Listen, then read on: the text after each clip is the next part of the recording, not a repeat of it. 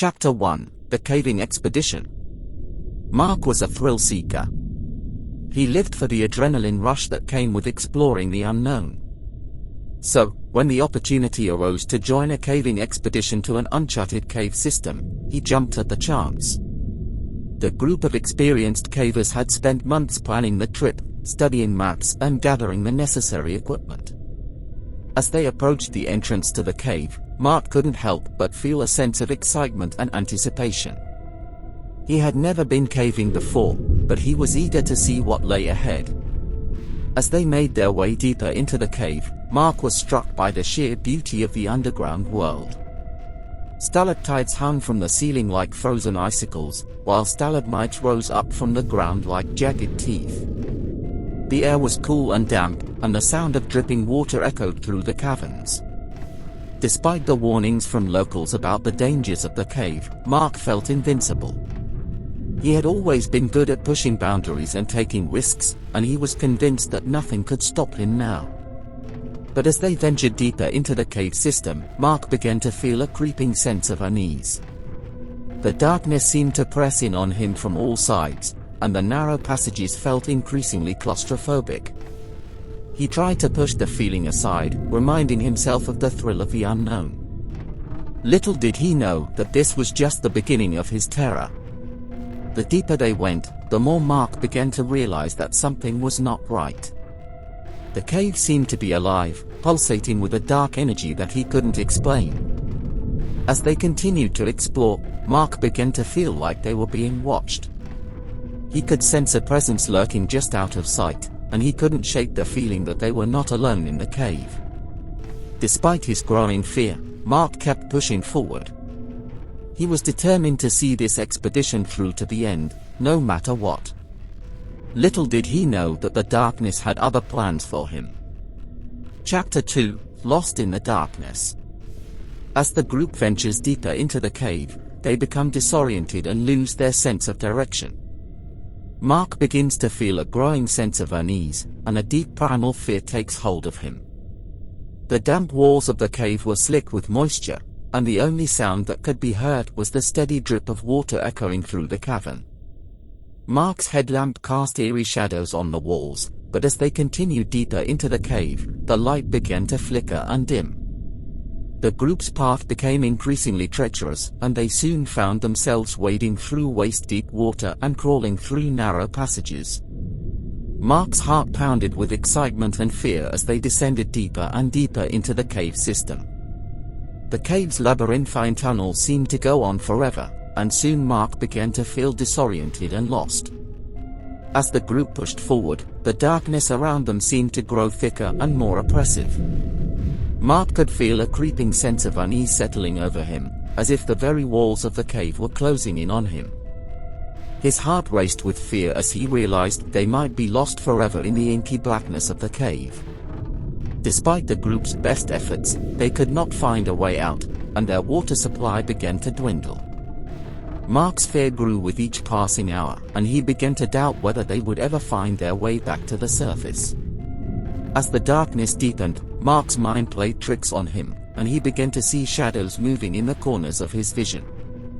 His imagination ran wild, conjuring up all manner of horrifying creatures lurking just out of sight.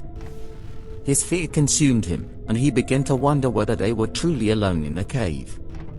Chapter 2: Lost in the Darkness was a harrowing experience for Mark, and he knew that he and his companions were in grave danger.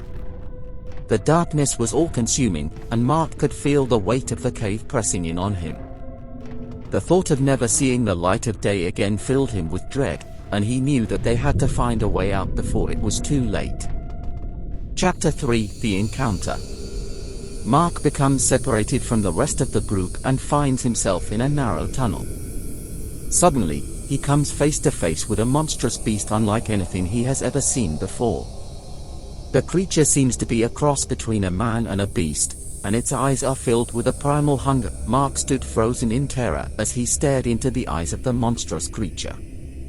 Its face was twisted and distorted, with sharp teeth and a wild, untamed mane of hair. It was unlike anything he had ever seen before, and he felt a primal fear grip his heart. The creature took a step towards him, its massive, muscular body blocking the narrow tunnel. Mark's mind raced as he tried to think of a way out of this nightmare. He searched for his flashlight, but it had fallen from his grip and was now lost somewhere in the darkness. The beast let out a deep, guttural growl, and Mark could feel the hot breath on his face. He knew that he was in mortal danger and that he needed to act fast. He reached for his pocket knife, but he knew it was no match for this creature. Suddenly, the beast lunged forward, and Mark braced himself for the attack. But at the last moment, the creature pulled back, as if something had caught its attention. It turned its head to the side and let out a low growl. As Mark continues his frantic journey through the caverns, he feels a sense of panic rise within him. He knows that the creature he just faced was only the beginning of the horrors that await him in this uncharted cave system. The darkness seems to close in around him, suffocating him as he tries to find his way back to the rest of his group. Every sound echoes through the caverns, amplified by the walls until they sound like the thunderous footsteps of some colossal beast. Mark is constantly on edge, his senses straining for any sign of danger. His heart races as he remembers the savage look in the creature's eyes, the deadly swipe of its claws. Mark's nerves are frayed, but he knows he must remain alert and focused. He searches for any clues or signs that might lead him back to the rest of his group or to the surface. Every so often, he catches a glimmer of hope, a faint light or a distant sound that might indicate a way out. But each time he thinks he is getting closer to safety, the cave seems to twist and turn, leading him further into its depths. Mark's fear grows with each step, knowing that the creature could be lurking around any corner, waiting to pounce on him. Eventually, Mark's search brings him to a large cavern, its walls covered in glowing fungi that cast an eerie light over the space. But as he steps into the chamber, he senses a movement in the shadows. He tenses, ready to fight once again. The creature leaps out at him from the darkness, its massive form looming over him. Mark fights with all his might, dodging and striking back with everything he has. The fight is brutal and exhausting, with neither side gaining the upper hand for long.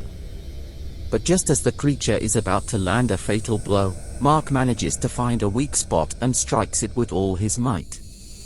The creature howls in agony, then crumples to the ground, defeated. Mark staggers back, panting heavily and covered in sweat and blood. But he knows he can't rest for long. He needs to get out of the cave before more creatures come looking for him. He pushes on, his determination stronger than ever as he searches for a way back to the surface. Chapter 4: Fate of the Damned. Mark runs for his life. Mistakenly, he descends deeper into the cave, his torch flickering ominously in the shadows. The eerie silence is broken only by the sound of his footsteps on the rocky ground, echoing off the cavern walls. As he ventures further into the darkness, his fear begins to take hold of him. The hairs on the back of his neck stand up, and he can feel the weight of the cave pressing in on him. He starts to see strange visions, fleeting glimpses of things that should not be possible in this underground realm. Whispers echo in his ears, as if the cave itself is speaking to him, urging him to continue his descent.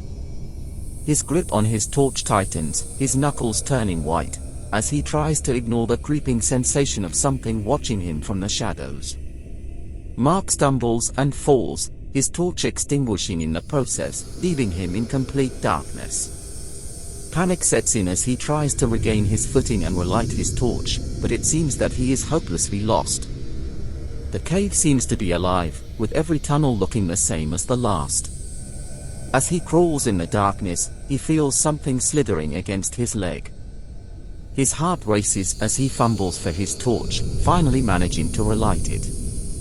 To his horror, he sees a massive spider-like creature with sharp fangs and glowing eyes, giving him the thought that this cave might be full of more terrifying monsters. That spider-like beast scurries away into the shadows, leaving Mark alone once again.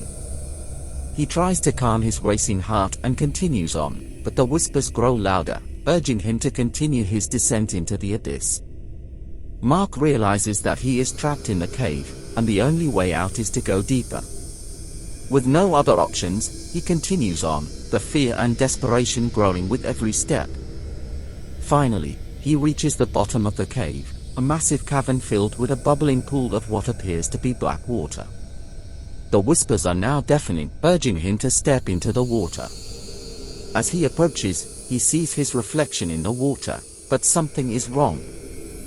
His eyes glow red, and his skin is covered in strange markings. The whispers become screams, and Mark realizes that the cave has claimed him as its own. The water begins to bubble and boil, and he screams as he is pulled into the depths. The darkness consumes him, and his screams fade away into the abyss.